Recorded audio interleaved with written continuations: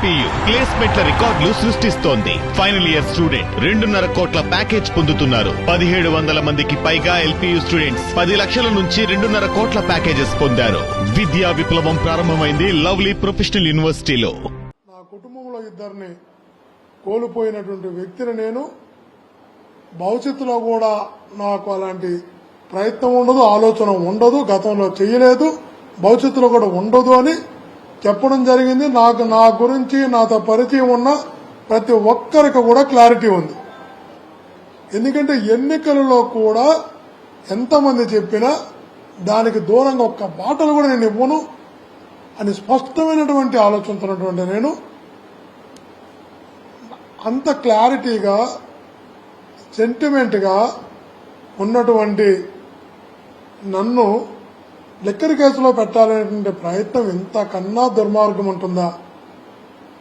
నాకే లిక్కర్ కేసుతో సంబంధం లేనప్పుడు, లిక్కర్తో సంబంధం లేనప్పుడు, ఏ రకమైనటువంటి ఆలోచన నాకు లేనప్పుడు నాతో ఆత్మీయంగా ఉన్నవాళ్ళు, నాతో కూడా ఉన్నవాళ్ళు, నా స్నేహితులు, తమ్ముళ్ళు, నాకు వెంకటేశ్వర నాయుడు అని నాకు ఆల్మోస్ట్ అతను పెళ్లి కాకముందు నుంచి పిల్లలంతా కూడా చాలా సన్నిహితంగా ఉండేవాళ్ళు. హైదరాబాద్కి ఎప్పుడు పోయినా కూడా వచ్చి నాతో పాటు గడిపేవాళ్ళు. ఎక్కడ బయట పోతానంటే కూడా చాలా చక్కగా అందరం కూడా తిరిగేవాళ్ళు. వాళ్ళకి మాకు ఏ రకమైన వ్యాపార సంబంధాలు ఉండవు, ఏ రకమైన ట్రాన్సాక్షన్స్ ఉండవు. మీ అందరితో కూడా చాలా మంది నాకు సన్నిహిత సంబంధాలు ఉంటాయి. సన్నిహిత సంబంధాలు ఎప్పుడు కూడా తప్పు కూడా కాదు. ఈరోజు ఆ వెంకటేశ్వర నాయుడు అనే వ్యక్తి హైదరాబాద్కు పోతే నాతో సన్నిహితంగా ఉంటాడని అతని శ్రీమతిని ఇద్దరిని తీసుకెళ్లి 2 రోజులుగా టార్చర్ చేస్తున్నారు సిట్ ఆఫీసులో. నేను నిన్నే చెప్పా, బాబు ఏమిలాంటి దాని గురించి, ఏ తప్పు చేయని దాని గురించి, ఏ సంబంధం లేని దాని గురించి మీకేదైనా నన్ను ఇబ్బంది పెడితే, నన్ను జైల్లో పెడితే, నా మీద కేసు పెడితే మీకు సంతృప్తి కలుగుతుందంటే ఖచ్చితంగా చేయండి. ఎవరినంటే వాళ్ళని చిన్న చిన్న ప్రాణాలను ఇబ్బంది పెట్టొద్దని నిన్న చెప్పా. ఇప్పుడు కూడా చెప్తున్నా, మీరు ఏదైనా మీ తృప్తి కోసమో, మిమ్మల్ని మీకున్నటువంటి ఇతరులను తృప్తిపరచడం కోసమో మీరు ఏదైనా చేయాలంటే ఖచ్చితంగా చేయండి. ఫేస్ చేస్తాం. న్యాయం ఉంది, న్యాయస్థానం ఉంది. న్యాయస్థానంలోకి వెళ్ళి న్యాయం కోరుకుంటాం, న్యాయం జరుగుతుంది. కానీ మీరేం చేస్తున్నారు? అమాయకులను తీసుకెళ్లి, ఏ సంబంధంలో తీసుకెళ్లి నాతో సన్నిహితంగా ఉంటారన్న ఒకే ఒక ఆలోచనతో తీసుకెళ్లి 2 రోజులుగా సిట్ ఆఫీసులో పెట్టి టార్చర్ చేస్తున్నారు. కొంచెం బెదిరిస్తారంట, కొంచెం ఆఫర్ ఇస్తారంట. సో నాకు అర్థం కావాలా, బెదిరింపులు ఎలా ఉంటాయంటే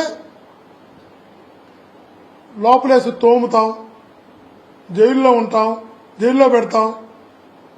ఈ కేసుతో నీకు సంబంధం లేకపోవచ్చు, ఈ లెక్కర్ కేసుతో సంబంధం నువ్వు కానీ సంతకం పెట్టకపోతే నా దగ్గర కొన్ని 100 కేసులు ఐవాల్ ఇన్వెస్టిగేషన్లో ఉన్నాయి, వాటిలో నీ పేరు కలుపుతాం, శాశ్వతంగా ఏదో ఒక దీంట్లో పెట్టి జైల్లో పెడతాం, నిన్ను బయటికి రాని.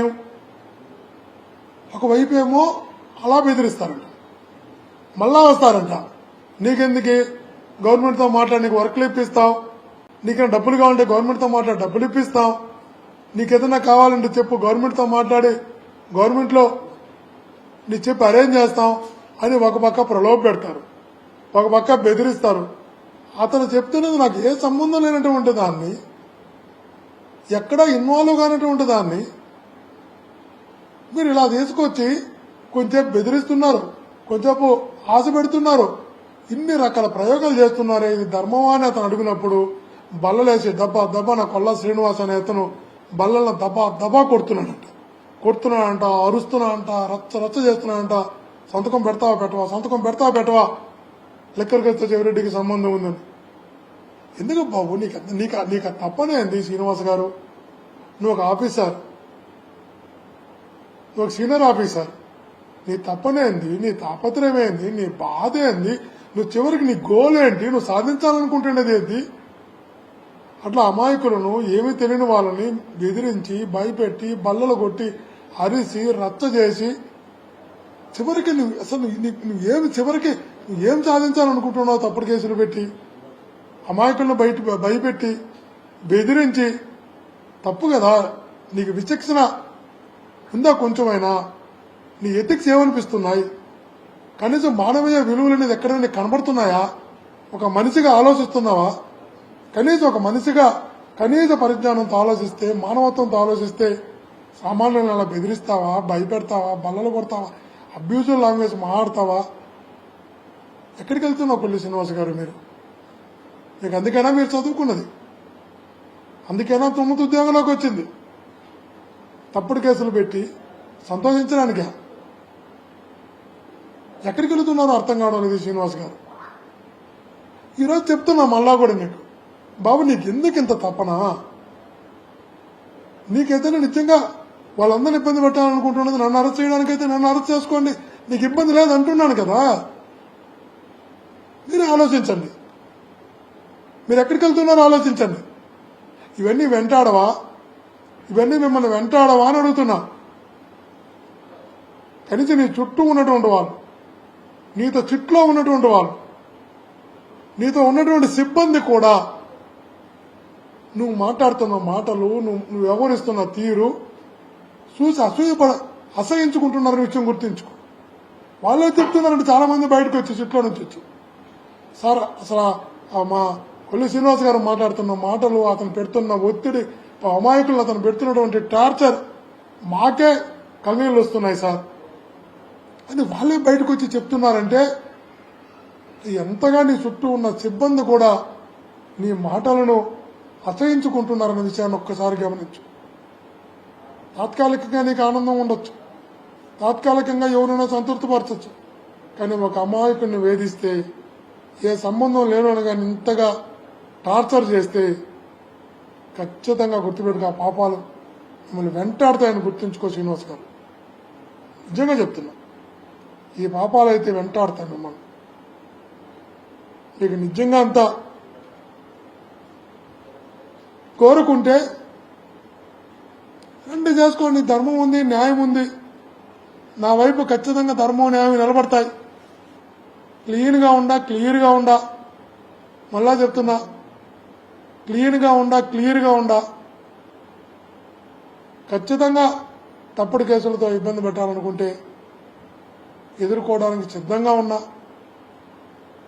ఇప్పుడు కూడా విజ్ఞప్తి చేస్తున్నా, అమాయకులను, చిన్న ప్రాణాలను మానసికంగా, శారీరకంగా వేధించి చంపేయకండి మహాత్ములారా, మహానుభావులారా. ఇది మంచి పద్ధతి కాదు, ఇది సంస్కారం కాదు, సభ్యత కాదు. వాస్తవాన్ని చెప్పిస్తే అర్థం ఉంది, కానీ ఒక అబద్ధాన్ని చెప్పించి ఇరికించి తప్పుడు కేసులు పెట్టాలన్నటువంటి మీ ఆలోచన మంచిది కాదు. మీ చుట్టూ ఉన్నటువంటి మీ సిబ్బందే మీరు మాట్లాడుతున్న మాటలు, మీరు వ్యవహరిస్తున్న తీరుని అసహించుకుంటున్నారు అంటే మీరొక్కసారి మీ క్యారెక్టర్ గురించి ఆలోచించుకోండి. ఇది మంచిది పద్ధతి కాదు అని, ఇది భవిష్యత్తులో మంచిది కాదు అని ఇప్పటికైనా మనిషిగా ఆలోచించమని, ఒక అధికారిగా విలువలతో కూడినటువంటి వ్యవహార శైలి ఉంచుకోమని మీ ద్వారా మరలా విజ్ఞప్తి చేస్తుంది.